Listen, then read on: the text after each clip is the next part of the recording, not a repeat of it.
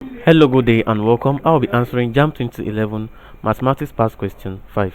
If the numbers m, n, q are in the ratio 5:4:3, find the value of 2n minus q all over m.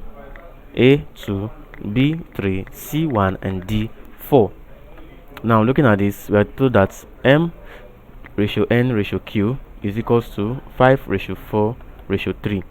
That is, m is equals to 5, n is equals to 4, and q is equals to 3.